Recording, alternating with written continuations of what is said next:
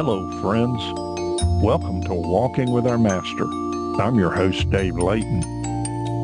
Whether you're starting your morning or winding down your evening, let's take a few moments to center our hearts on some thoughts about what really matters.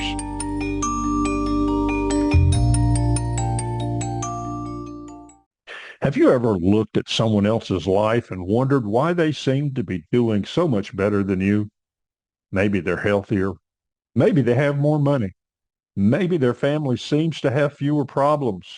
And maybe they travel more, accomplish more, or simply seem happier.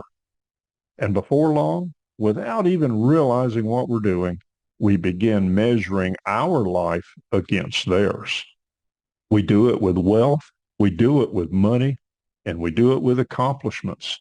And we do it with our families. And we can even do it with our faith. And comparison can quietly drain away our hope.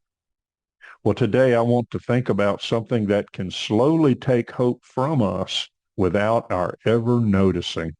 And it's called the trap of comparison.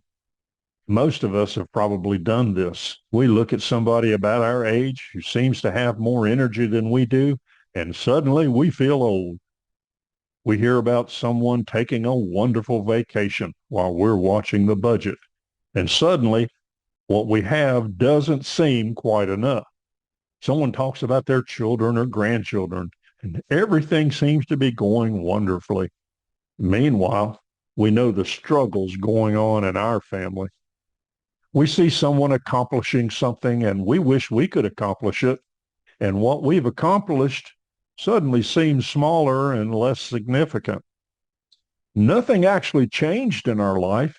The only thing that changed was the measuring stick. And that's the problem with comparison. It gives us a false measure. The Apostle Paul wrote in 2 Corinthians 10, verse 12, "But when they measure themselves by one another and compare themselves with one another, they are without understanding."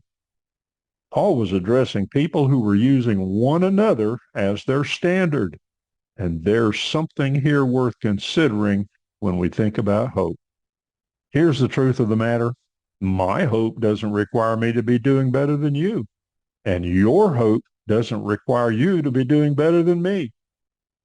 If my sense of how well I'm doing depends upon how well you're doing, I've chosen a measuring stick that will never give me a reliable answer. There will always be someone with more, someone healthier or wealthier, more success, or whose family seems happier and who appears to have fewer problems.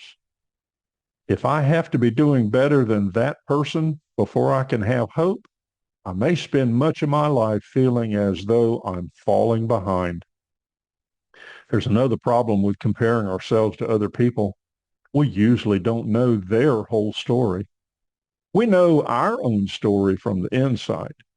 We know what woke us up at 2 o'clock in the morning. We know what the doctor said. We know what's in our bank account. And we know the family problems we haven't told anyone about. We know our disappointments, our regrets, our fears, and those things we wish had turned out differently. But we usually know somebody else's story from the outside. Remember, we know our story from the inside. But when we look at someone else, it's usually their story from the outside. Because we see the smile. We see the new car. We see the vacation pictures. We hear about the promotion. We see them sitting across the aisle at church looking like everything is fine. And then we compare what we know about ourselves with what we can see about them. That's hardly a fair comparison. The person we think has everything together may be carrying a burden we know nothing about. So what's the right measure? Maybe we need to ask a different question. Instead of asking, how am I doing compared to them? Perhaps we should ask, where am I today? And am I moving faithfully forward from here? That changes things. Maybe my progress is slower than someone else's. It's still progress. Maybe my circumstances are harder right now. That doesn't mean hope has disappeared. Maybe someone else has opportunities I don't have.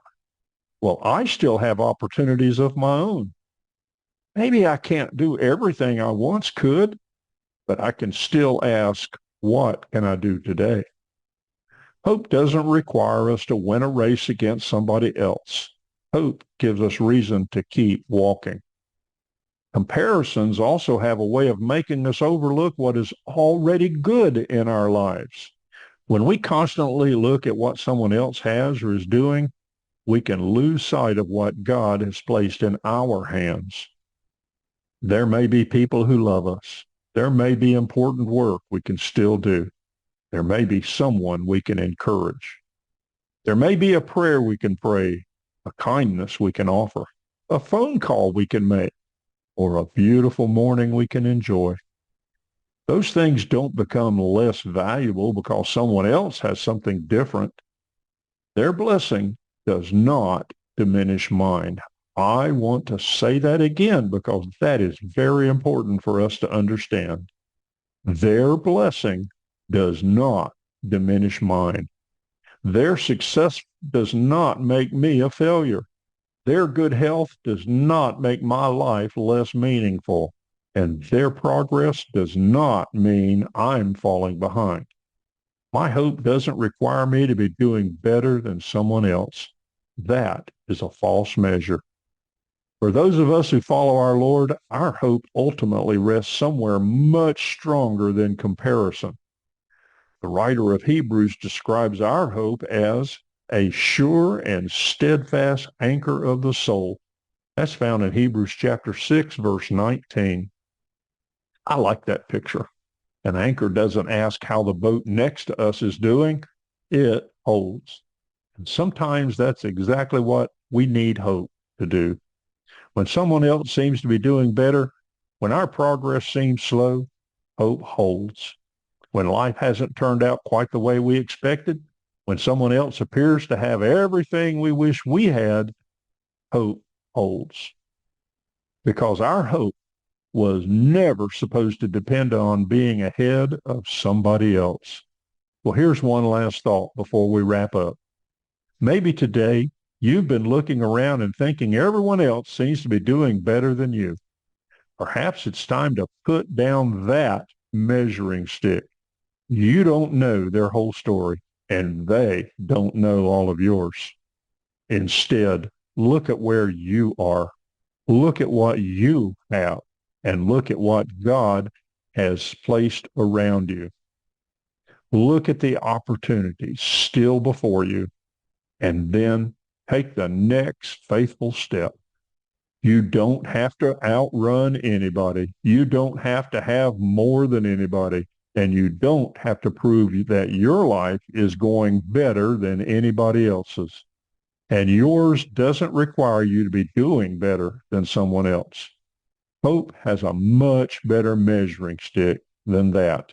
And that measuring stick is our faithfulness to the Lord. Well, thanks for joining me as together we walk with our Master.